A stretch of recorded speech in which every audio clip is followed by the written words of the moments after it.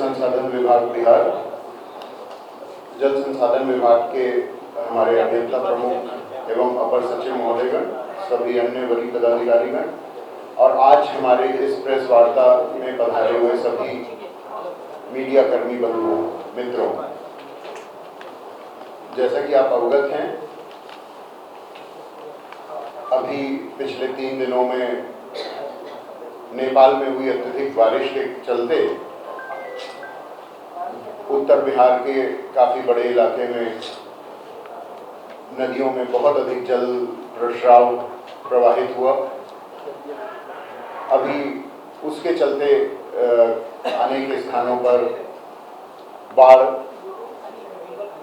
से संघर्ष जल संसाधन विभाग ने किया है और जिला प्रशासन आपदा प्रबंधन विभाग के द्वारा जो प्रभावित हैं उन सभी को राहत मुहैया कराई जा रही है।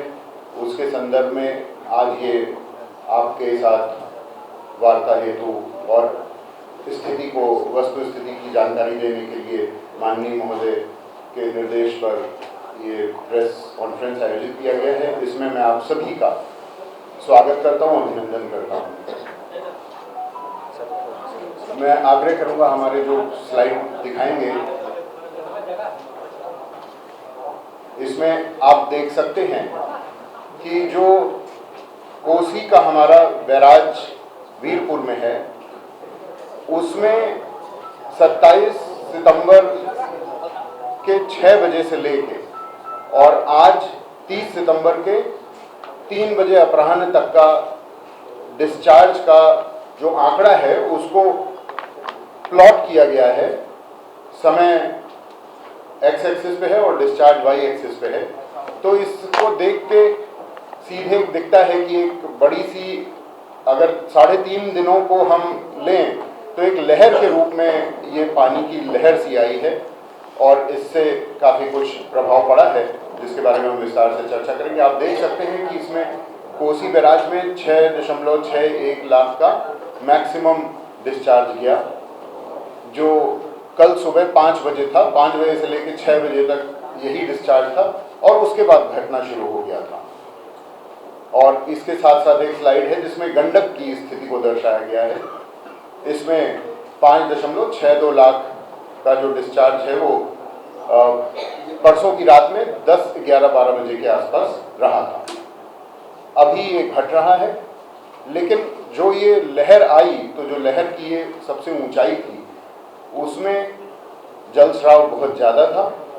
गंडक के मामले में सन 2003 के बाद ये जल स्राव आया है और कोसी के मामले में सन 1967 के बाद ये आंकड़ा इतना ऊंचाई पे पहुंचा है। अब इसके चलते जल संसाधन विभाग में इसका पूर्वानुमान काफ़ी हद तक सटीक ढंग से लगाया जा सका था। हमारा जो FMISC है उसके द्वारा इसका पूर्वानुमान लगाया गया था। 27 तारीख को इसके पूर्वानुमान में आ गया था, जो हमारे नेपाल में विभिन्न रेन गेज स्टेशन हैं उनके डेटा के आधार पर और हमारी नदियों में होने वाले अन्य डिस्चार्ज के डेटा के आधार पर एक मैथमेटिकल मॉडलिंग की जाती है। उसमें 3 दिन का पूर्वानुमान लगाते हैं। तो उन्होंने 6.81 लाख क्यूसेक का गंडक का अधिकतम जलस्राव का पूर्वानुमान लगाया था, जो 6.61 लाख तक पहुंचा, जो लगभग 2.9% का ही अंतर है और काफ़ी एक्यूरेट रहा। इसको हम लोगों ने पूरे बिहार भर में प्रचारित किया।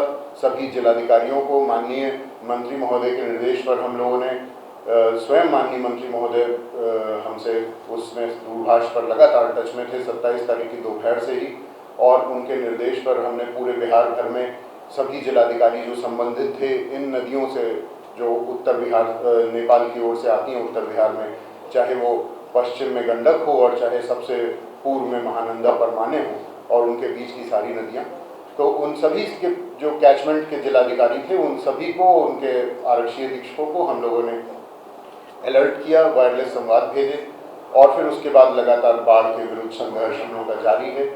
इसके संबंध में मैं माननीय महोदय से कहूँगा कि प्रकाश डालने की कृपा करें। प्रधान सचिव और अपर सचिव के साथ हमारे दोनों अभियंता प्रमुख और मीडिया के सभी साथी, आप सबको हम लोगों ने आज विशेष रूप से इस वर्ष जो बाढ़ की विशेष परिस्थिति उत्पन्न हुई है उसके संबंध में बात करने के लिए आमंत्रित किया है कि वैसे तो बरसात का मौसम ही बाढ़ का मौसम होता है और विभाग हर वर्ष बाढ़ पूर्व की तैयारी और साथ ही अगर कुछ बाढ़ के दौरान अप्रत्याशित बातें आ जाएं तो उसकी तैयारी करता है और उसी हिसाब से इस वर्ष भी हम लोगों ने बाढ़ पूर्व की तैयारी भी अच्छी की थी, क्योंकि पिछले लगातार 3-4 वर्षों से वर्षापात कम हो रहा था और इस बार शुरू से ही, हालांकि उन लोगों का भी भविष्यवाणी या प्रेडिक्शन रोज रिवाइज होते रहता है, लेकिन मौसम विभाग ने शुरू में ही बताया था कि मानसून अच्छा रहेगा, तो उस हिसाब से हम लोगों ने तैयारी की थी। फिर तो उनका आता रहा कि फिर कमज़ोर पड़ा, फिर तेज हुआ, लेकिन हमारे यहाँ जो बाढ़ की स्थिति बनती है वो हम लोगों के यहाँ मानसून की स्थिति से कम प्रभावित होता है और नेपाल में जो मानसून की स्थिति या नेपाल में जो बारिश होती है उसी से ज़्यादा हम लोग प्रभावित होते हैं और इसीलिए जो इस वर्ष की विशेष परिस्थिति उत्पन्न हुई है वो अभी आपको हमारे प्रधान सचिव महोदय ने ये ग्राफिक्स के माध्यम से भी बताया है और आप देख रहे हैं कि किस कदर पानी का बहाव 4 दिनों में कितना अंतर आया है, कहाँ से शुरू हुआ, कहाँ पहुँचा और कहाँ पर फिर आज भी मतलब कहाँ नीचे आ गया है।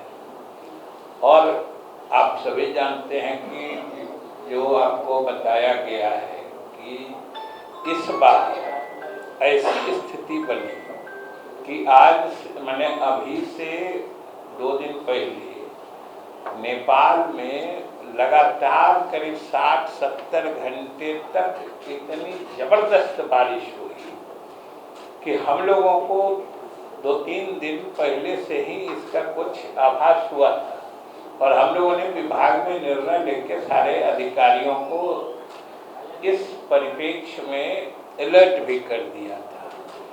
लेकिन जो अनुमान था या नेपाल में भी बारिश की संभावना की जो भविष्यवाणी थी वहाँ उससे भी अधिक बारिश हो गई। नतीजतन क्या हुआ कि समझिए कि जलस्राव या दबाव इतना अधिक आया है कि अभी पिछले लगभग समझिए कि 50 घंटे, सही आपसे साझा ये भी करना है कि पिछले 50 घंटे हमारे लोगों के विभाग के लिए ये बड़े चुनौती भरे और तनावपूर्ण रहे। लगातार जिस ढंग से हमारे अधिकारियों ने नीचे क्षेत्र के पदाधिकारियों और हमारे अभियंताओं पदाधिकारियों से लेकर मुख्यालय में हमारे प्रधान सचिव और जितने अभियंता प्रमुख या अपर सचिव जो प्रशासनिक अधिकारी हैं, सब लोगों ने जो पिछले करीब 40-50 घंटे लगातार स्थिति को यहाँ वॉर रूम या कंट्रोल रूम से मॉनिटर किया है, फिर भी स्थिति ऐसी रही कि हम लोगों के लाख चाहने के बावजूद भी पानी का दबाव ही इतना था। अभी आपको बताया गया कि लगभग जितनी नदियां नेपाल से आती हैं, आप पश्चिम में घाघरा गंडक से ले लीजिए और बीच के हिस्से में होते अगर सबसे पूरब की ओर जाइए तो कोसी महानंदा बेसिन तक, ये अभी तक का एक तरह से सारे रिकॉर्ड टूट गए हैं और आने वाले दिनों में अब HFL जो होता है, अधिकतम पानी आने का संदर्भ साल या संदर्भ बिंदु जो होता है,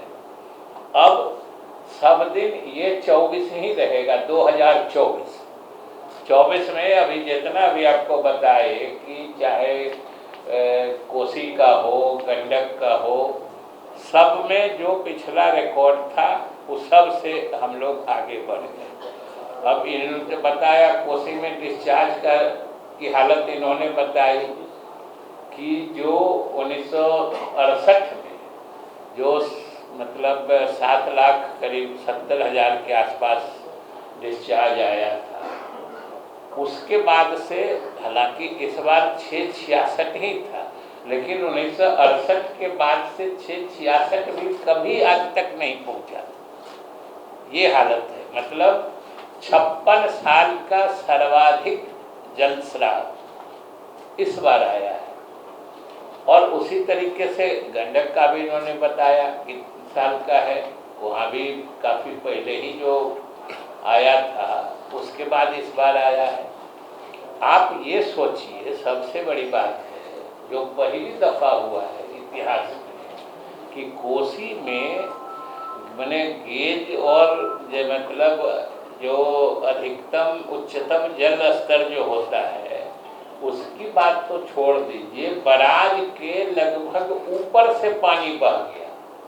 और आपको वीडियो भी दिखा देंगे, अगर कहिएगा तो दूसरे दिन बुला के सब हो जाता है। तो जो बराज के गेट्स हैं उसके ऊपर जो एक बना हुआ है, चल के गेट को नीचे से मरम्मत निगरानी करता है, उससे पानी निकल रहा था उसके ऊपर से। ये पहली दफ़ा इतिहास में हुआ है, इतना पानी आया।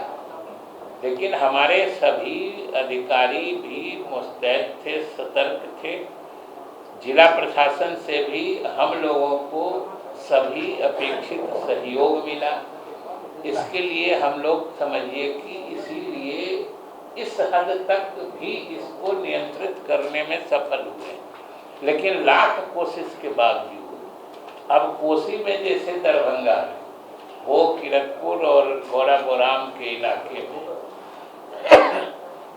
समझिए कि पानी का बहाव इतना था कि लगभग 7-8 किलोमीटर में वो बांध के ऊपर से पानी बह रहा था जो तटबंध बनाया गया था। अब बांध को ही ओवरटॉप कर गया उसी क्रम में, और ये स्थिति लगातार कई घंटे तक बनी रही।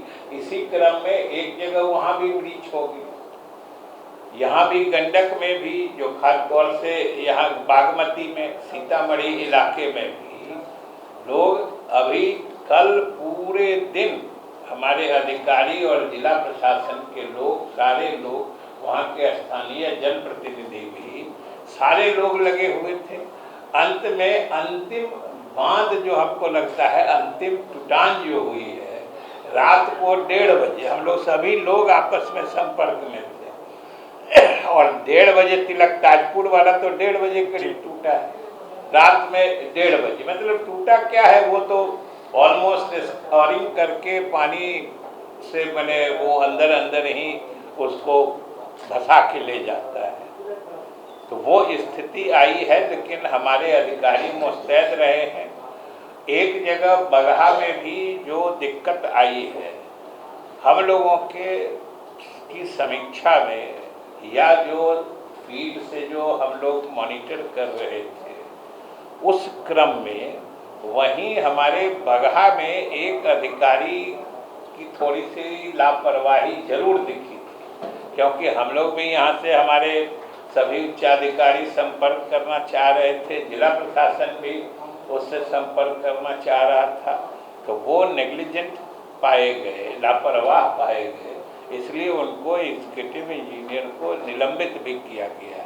लेकिन बाकी सब जगहों पर हमारे सभी अधिकारी और जिला प्रशासन के अधिकारी सबों ने मिलके जो स्थिति है उस पर बनाई है। अब ये तो अप्रत्याशित स्थिति है, सब लोग समझ सकते हैं कि सारे रिकॉर्ड टूट गए।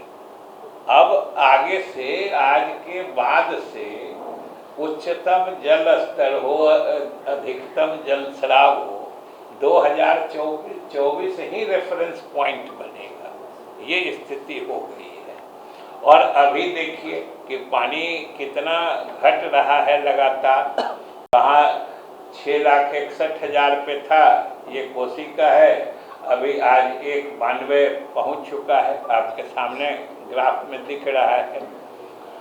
लेकिन हम लोगों ने अधिकारियों को फिर से आज एक नया निर्देश भी जारी किया है कि जब इतनी तेजी से जल घटता है तो तटबंधों में या NSL में भी कटाव की संभावना घटते जल स्तर में अधिक होती है।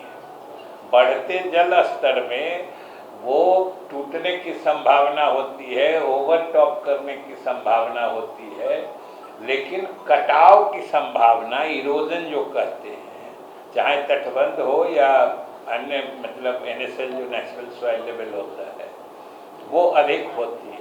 उसकी हिदायत भी मुख्यालय से आज सभी अधिकारियों को क्षेत्र में दे दी गई है, जो अभी और ज़्यादा चौकसी से मतलब अपने तटबंध सहित जो नदी के किनारे हैं उनकी देखभाल निगरानी जारी रखें।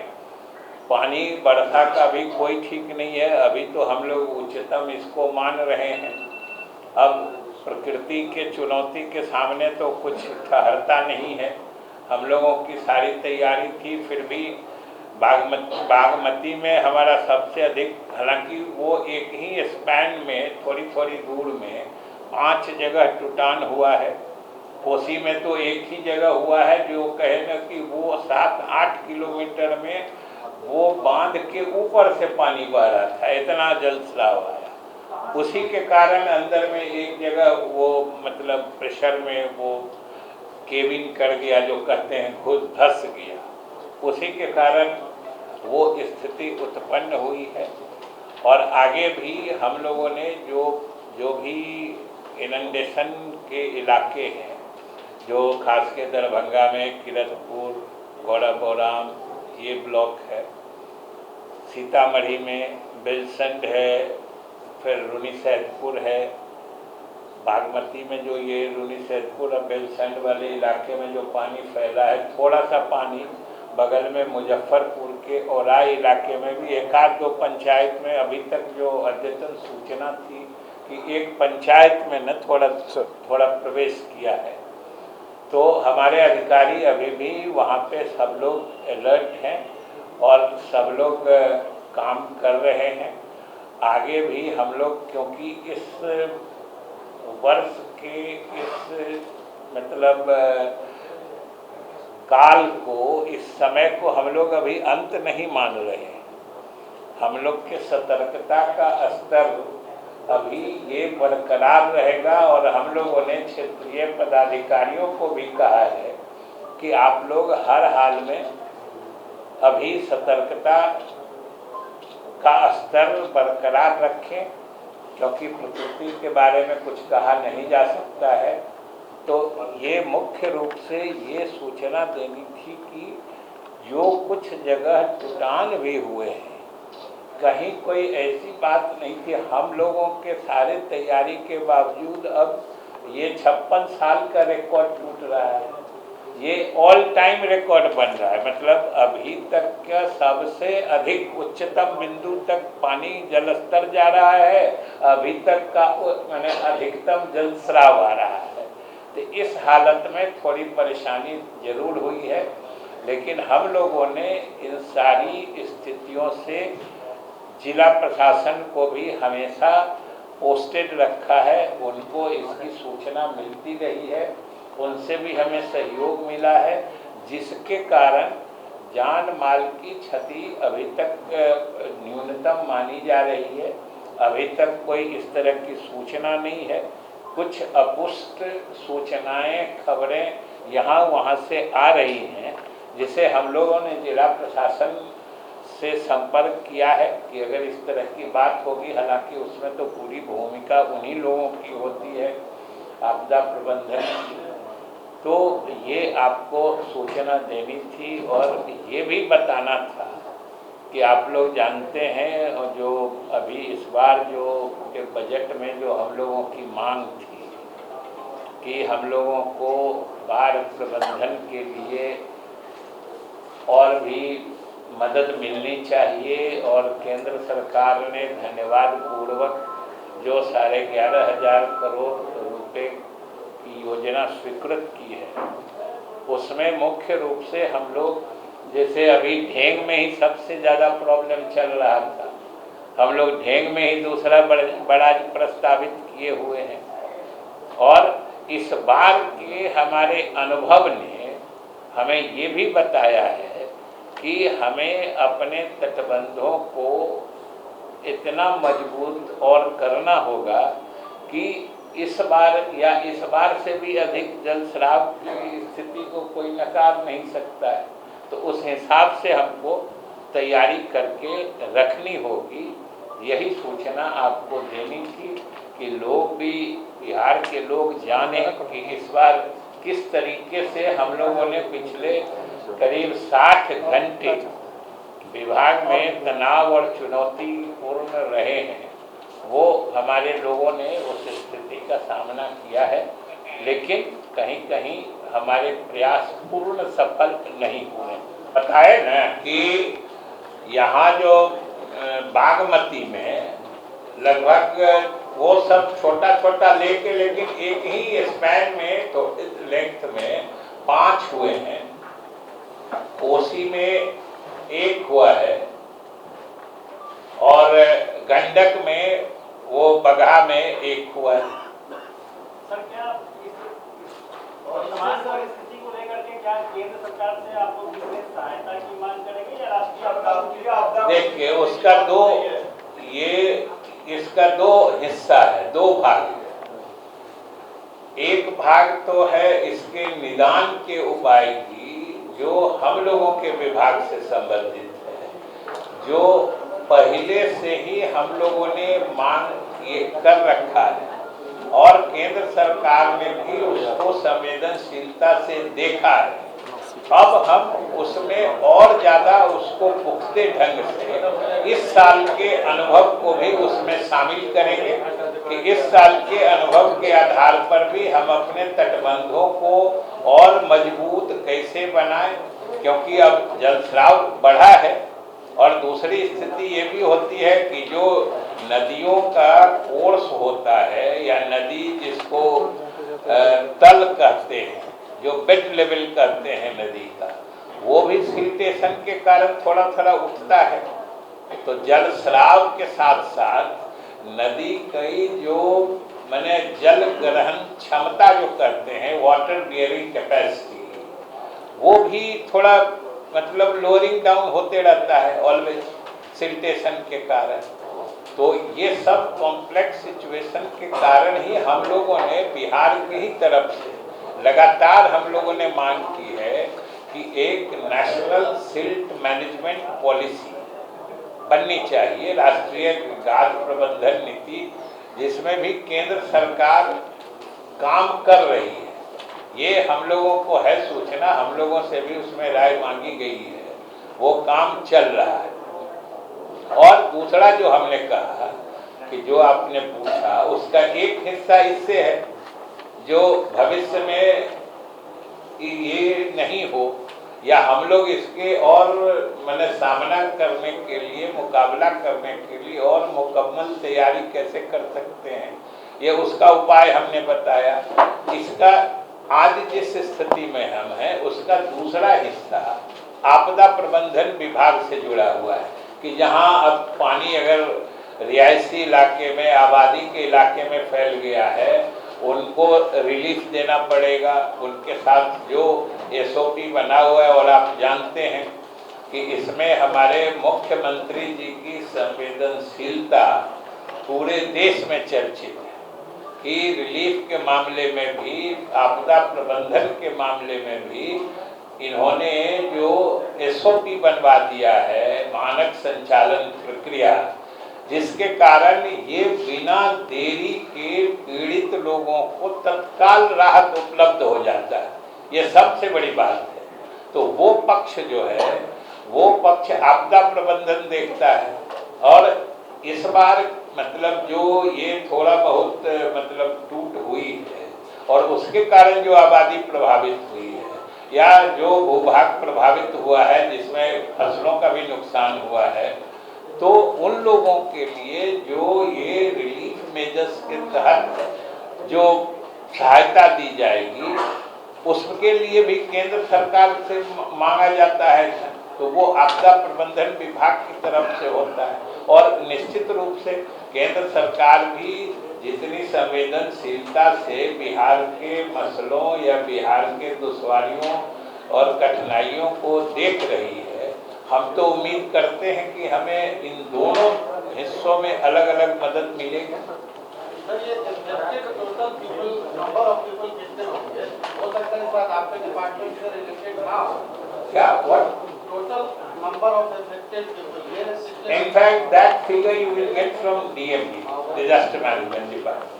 का बाद क्या सरकार से 2 दिन के बाद 16 लाख से ऊपर जाने नहीं। सर, पानी निकालने के लिए फरक्का बांध में कितने गेट खुलवाए जाएंगे, क्या किया जाएगा? फरक्का बांध के लिए तो हम लोगों ने अपना स्टैंड, हम लोग की जो समझ है वो हम लोग बता चुके हैं। अभी हमने बताया ना कि नदियों के दिक्कत में जाने की, या यूँ कहें कि नदियों के बर्बाद होने या नदियों की मरने की स्थिति बनती है सिल्ट से, गाद से। गाद आप गंगा नदी पे जाइए ना, गांधी सेतु पे जाइए या जेपी सेतु पे जाइए, आप बीच पुल पे चले जाइएगा, जहाँ और नीचे देखिएगा, जहाँ नदी को सबसे गहरी होनी चाहिए नदी, वहाँ पे उथली है, उस पे घास जमा हुआ है। और नदी देखिएगा किसी पटना साइड में, पटना के किनारे से लग के बह रहा है। हर जगह देखिएगा, हर नदी का ये ट्रेंड देखिएगा कि नदी अब मिड कोर्स या रिवर का फ्लो सेंट्रलाइज नहीं है। नदी अपने पूरे पार्ट के बीच से होके नहीं बहती है, वो हमेशा किनारे से बहती है। ये ड्यू टू सिल्टेशन होता है, गाद जमा होने के कारण होता है। बीच में गाद जमा हो जाता है, रिवर फ्लो जो नदी का कोर्स है वो रिवर मतलब वाटर फ्लो डिफ्लेक्ट होता है, वो किनारे से होकर बहने लगता है। और इसीलिए अगर किनारे में एम्बैंकमेंट है तो वो जैसा टेंजेंशियल वे में डिफ्लेक्ट होके हिट करता है, एम्बैंकमेंट भी थ्रेटेंड होता है। तो ये सब आपस में जुड़े मामले हैं। इन सब को हम लोगों ने केंद्र सरकार के भी नजर में लाया है। कितना गेट खोला गया है सर? गेट उतना खोला जाएगा, पानी निकालने के लिए गेट सब खुला हुआ है। कितने घंटे तक अभी अलर्ट, कितने घंटे तक आप लोग मतलब अलर्ट सिचुएशन में है? 2 दिन 4 दिन कितना? नहीं, अभी तो हमने कहा ना कि पिछले 60 घंटे हम लोगों के विभाग के लिए बड़े चुनौतीपूर्ण और तनावपूर्ण रहे। हमारे सारे अधिकारी रात भर जाग के, अभी कहे ना कि जितना लोग हम लोग यहाँ पे बैठे हैं, सब लोग रात में 1:30 बजे एक दूसरे से बात करते, तिलक ताजपुर में बागमती के किनारे पर कितने लोग लगे थे, लेकिन रात में 1:30 बजे आते आते वो नहीं समझ सके। वैसे ही वहाँ तो समझिए कि दरभंगा में तो 35 हाईवा भेजे, 35 हाईवा मतलब वो जैसे वो लेके पहुँच गया था जीएसबी मटेरियल कि थोड़ा सा जगह मिले तो हम जीएसबी से भर के बंद कर दें। लेकिन अब ये सोचिए ना कि आखिर कहीं टूटान होती है या टूट होती है तो मिट्टी या किसी चीज से ही भरा जाता है। और अगर बारिश भी हो, आपको ये सोचिए यहीं पे बिहार में क्या हुआ, कल तक तो बारिश हो रही थी, और जब बारिश होती है अगर जहाँ बांध है उसके दोनों किनारे भी पानी लगा हुआ है तो आप मिट्टी लाइएगा कहाँ से? हाईवा पर वो जीएसबी मटेरियल लोड किया हुआ गैप तक पहुंचा के इमीडिएट क्लोज कर देते, लेकिन वो अब बांध पर उतना पानी इतना पानी से वो दलदल था कि वो अब जाएगा तो दूसरे ही जगह था। इसके कारण ये हुआ। क्या क्या नेपाल अथॉरिटी की तरफ से कोई अलर्ट था जो 56 गेट खोले गए थे? कोसी बराज को लेकर, या ऐसा कोई प्रोविजन है कि आपको आगे एक चीज हम बता देते हैं कि आप लोग भी थोड़ी कृपा कर दीजिए नेपाल पर इस मायने में कि ये बराबर हम देखते हैं मीडिया में, हालांकि ये बात हम 2010-11 से ही कहते आ रहे हैं। जब हम किसी अखबार में या चैनल में पढ़ते हैं नेपाल ने पानी छोड़ा बिहार में या भारत में आफत, भाई नेपाल पानी छोड़ा इसका क्या मतलब है? वो बेचारा कहाँ रोक सकता है? जो रोकेगा उसके यहाँ कोई स्ट्रक्चर है, चाहे कोसी में, गंडक में, जहाँ भी कोई स्ट्रक्चर है वो तो भारत भाग में है, और भारत मतलब बिहार है, वो सब पे हमारे अधिकारी भी रहते हैं। तो नेपाल तो उस माने में, अगर नेपाल में जैसा हमने कहा कि वो करीब 3 दिनों तक 70 घंटे तक इतनी लगातार बारिश हुई है, जो समझिए जो उखड़ेगा क्या? बारिश होगी तो कहाँ जाएगा पानी? और दूसरी एक चीज और बात है, वो भी आप लोग इसमें दर्ज कर लीजिएगा कि आज तक जो ट्रेंड था कि नेपाल के किसी खास भाग में, जैसे आप इंडिया का ले लीजिए, बारिश होती है तो जैसे आप लोग समाचार में देखते होइएगा, मुंबई में घनघोर बारिश हो रही है तो यहाँ धूप निकला हुआ है, पटना में बारिश हो रही है तो बेंगलोर में धूप निकला हुआ है।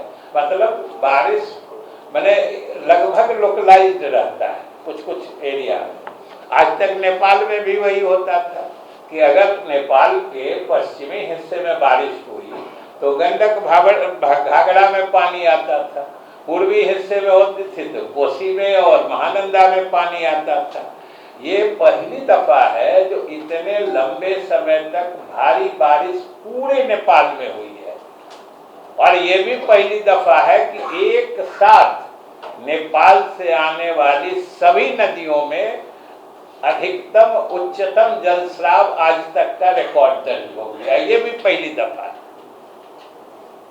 यही सब आपको बताना